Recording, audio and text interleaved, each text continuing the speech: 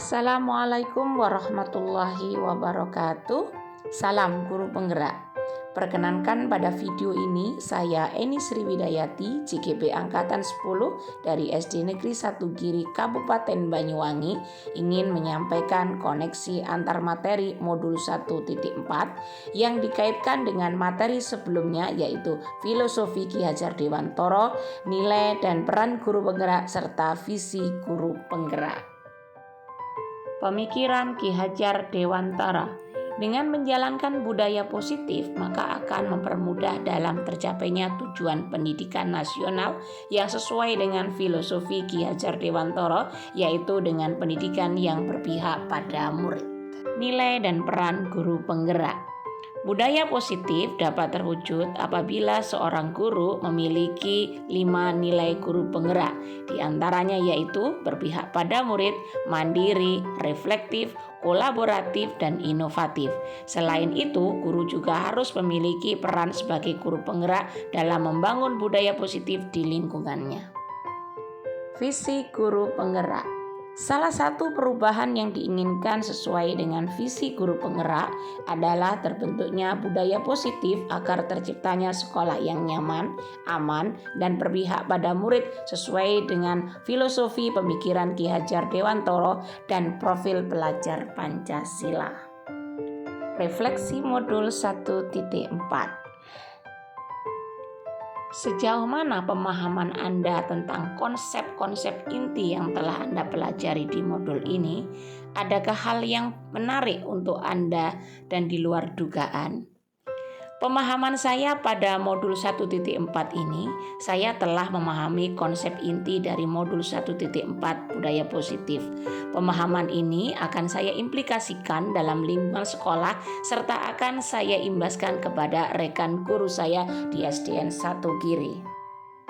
Sedangkan hal yang menarik bagi saya dan di luar dugaan yaitu adanya keterkaitan antara budaya positif dengan peningkatkan kesejahteraan mental, emosional, dan perubahan sikap murid.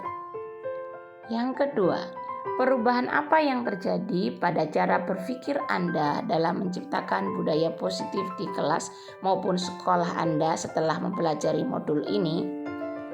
Adapun perubahan yang saya alami adalah saya menyadari posisi kontrol yang selama ini saya lakukan dalam menangani masalah kurang tepat. Seharusnya saya berperan sebagai manajer dalam menangani masalah dengan menerapkan segitiga restitusi.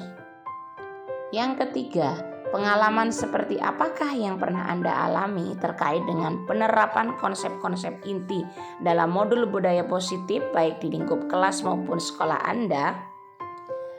Pengalaman yang saya alami yaitu saya menangani siswa yang memaki-maki temannya dengan penuh emosi saat jam istirahat menggunakan langkah-langkah segitiga restitusi, yaitu menstabilkan identitas, validasi tindakan yang salah, dan menanyakan keyakinan. Yang keempat, bagaimana perasaan Anda ketika mengalami hal-hal tersebut?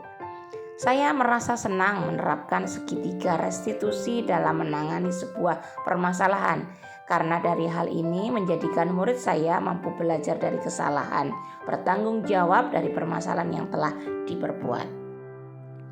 Yang kelima, menurut Anda terkait dengan pengalaman dalam penerapan konsep-konsep tersebut, hal apa sajakah yang sudah baik? Adakah yang perlu diperbaiki?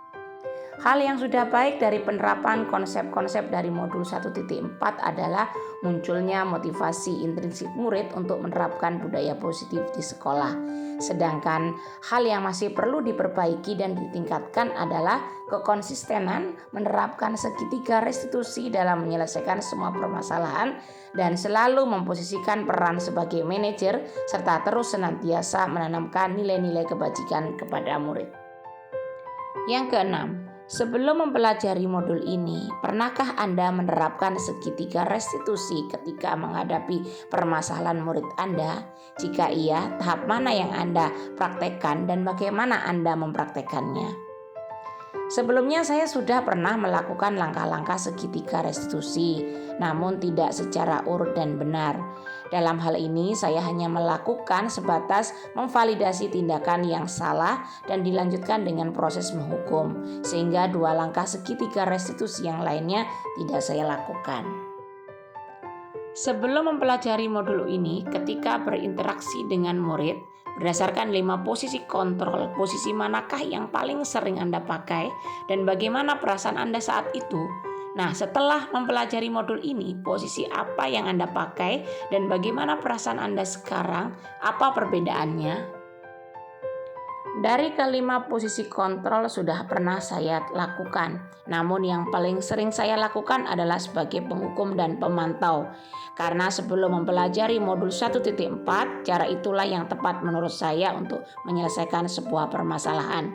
Dengan memberikan hukuman, saya berpikir mereka akan jerah dan tidak mengulangi lagi. Dan dengan menjadi pemantau, saya berpikir semua tugas-tugas mereka akan terselesaikan tepat waktu. Tetapi setelah mempelajari modul ini, saya menerapkan posisi kontrol saya sebagai manajer. Saya merasa sangat senang karena pada saat saya di posisi sebagai manajer, aspek yang saya kembangkan pada murid adalah motivasi intrinsik, sehingga nilai-nilai kebajikan yang saya tanamkan dapat tumbuh dan berkembang menjadi suatu kebiasaan positif yang akhirnya membentuk karakter murid. Yang terakhir, selain konsep-konsep yang disampaikan dalam modul ini, adakah hal-hal lain yang menurut Anda penting untuk dipelajari dalam proses menciptakan budaya positif baik di lingkungan kelas maupun sekolah? Menurut saya, hal lain yang penting dipelajari dan diterapkan dalam proses menciptakan budaya positif adalah melakukan kolaborasi dengan orang tua dan juga masyarakat. Sehingga budaya positif ini tidak hanya diterapkan di lingkungan sekolah saja, tetapi juga di rumah dan juga masyarakat. Hal ini bertujuan agar terciptanya sebuah kebiasaan dan budaya positif dimanapun mereka berada. Demikian yang bisa saya sampaikan, semoga dapat memberikan manfaat. Mari senantiasa menanamkan nilai-nilai kebajikan sehingga budaya positif dapat tercipta di sekolah kita masing-masing. Terima kasih dan saya akhiri. Wassalamualaikum warahmatullahi wabarakatuh.